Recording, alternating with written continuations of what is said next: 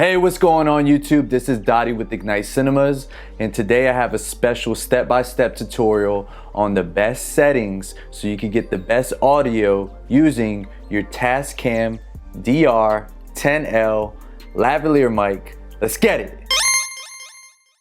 So a few weeks ago, I gave my review, testing, and first impressions of this phenomenal lavalier mic by Tascam, and I mentioned that I was gonna eventually do a video like this one so you can actually get the best audio using the settings I'm about to demonstrate in this video. I am gonna show you guys how to get the best settings for your Tascam DR-10L audio recorder.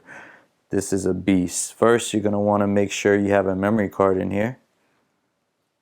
And I would recommend 32 gig, works phenomenal. You get maybe like 30 hours, which is pretty good.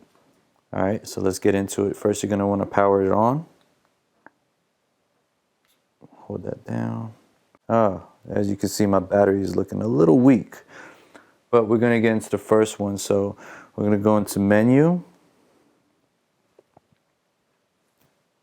And first is mic gain. So we're gonna select that. And there's going to be a lot of different options.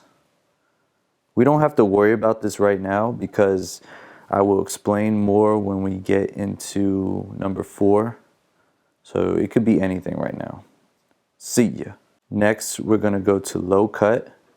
And I usually keep my low cut on because it removes lower frequencies in an audio file. This is especially clutch, especially if you hear clothing make that ruffle and rustle sound when you're recording, and also if you hear like background noise like wind or maybe like an air conditioning unit in the background. Always keep this on so you can have more icy audio. Next, we got limiter, and I always keep this bad boy on because when someone who speaks quietly and then randomly gets loud all of a sudden, that can cause peaking, which is never cool. We don't want peaking, and this helps protect that. Next is auto level. And this is always on. I always keep this on because it automatically adjusts the gain levels of the recording. And also when somebody loud is speaking, it keeps it at same loudness throughout, which is so clutch. And this was the setting I was talking about earlier where we don't have to adjust step 1. We can do it here and be good to go. Next is FS sample. And in this one, I'm gonna keep it 48 kilohertz because most cameras operate and have this sample rate, and it makes syncing and post-production a super breeze. And oftentimes it will prevent the infamous audio drift, which is always lame. Next, we get into bit length, and I always do 24-bit because 24-bit is higher quality, and because why not scale it up? We got a good memory card, you might as well get the best out of it and get the most bang out your buck. So 24-bit it is. Number 7 is file type. And for this, I keep it mono. You know, I use the stock lavalier that came with it, and it fills both channels left and right to perfection. Number 8, dual record.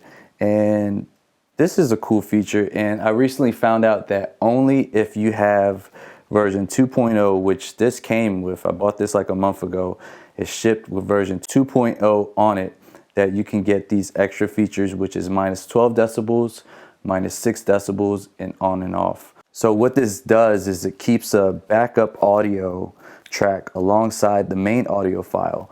And what makes this so great is that, let's say I have peaking in one of my audio files. Well, I keep it at negative 12 because there probably is a better chance of saving that audio file. So I keep everything at negative 12 decibel, and it is pretty clutch. Also, for those who worry that, you know, it might take up too much space, if you got 32 gigs on this bad boy, you at least get like that full 30. That 30 Stephen Curry, 30 hours should be plenty, dude. Number 9 is MP3 mode. And I always keep it off because I don't want compressed audio files. If you keep it off, you'll get the full waveform, and that is the best quality. It's not compressed, and wave is the default. So go wave and keep it wavy. That was corny, I know, whatever. Number 10 is track ink, and I keep this on because every 15 minutes it saves the file and starts a new recording file. The only reason I do this is because I always think of what if, and when I'm filming clients and even getting testimonials and getting their brand story, I don't want to risk it. I don't want a battery to happen to fall out, or they drop it and the mic somehow becomes attached. So I don't want to deal with none of that. So I rather have the benefit of the doubt. I rather every 15 minutes is a new file. That way there's a potential to save it. Next is warn beeps. It's exactly what it says. It warns you. I have it off because I never use this. There is a spot on here that you can hook up a headphone jack, and when you have this on, it will alert you when you're losing battery or your memory card's filling up, but it's only if you have the headphone on, which I never do because these are attached to my clients across the room or across the area, so I'll never use that. Next is power save, and I always keep this on. And no, this doesn't like help boost your battery life, but after 10 minutes of recording nonstop and there's no recording whatsoever, it will automatically turn off so you can preserve some batteries. So battery save is always cool. Now, number 13 and 14 are kind of the same. 13 is going to be called name type, and you can either choose by date or word. I usually do by date, but if you did word, you would come down to file type, and you will be able to set your own name for it. So let's say this was speaker 1 or testimonial 1 or whoever. You can name it that, and then the file type will be that. I hope that made sense. Let's say I had multiple mics, and I would put mic 1 so I know this was from mic 1. I always name it by the date. Just keeps it easier for me.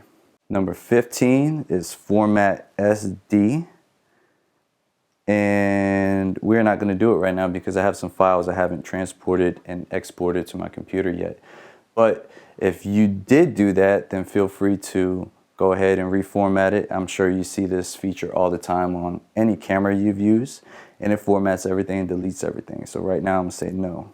Next, we're going to get into mic bias, and I use a stock lav, so this stays on. And if I didn't have a stock lavalier mic and I was using a powered one, I would turn it off. But what this does turned on is supplies the power to the mic.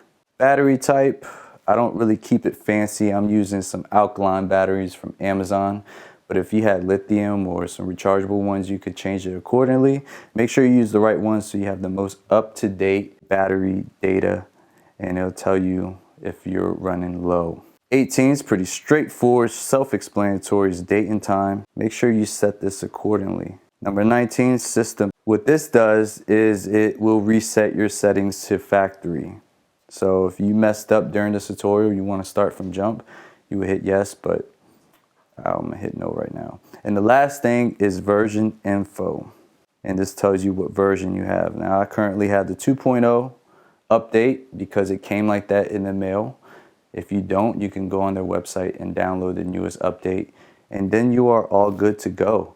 And these settings will get you the most out of your Tascam DR-10L audio recorder. Go out and ignite your videos today. If you guys enjoyed this video, please ignite that like button for me right now. And if you want to see more videos like this in the future on the channel, hit that red button, subscribe to the channel so you never miss a video. And as always, don't forget to ignite. See ya.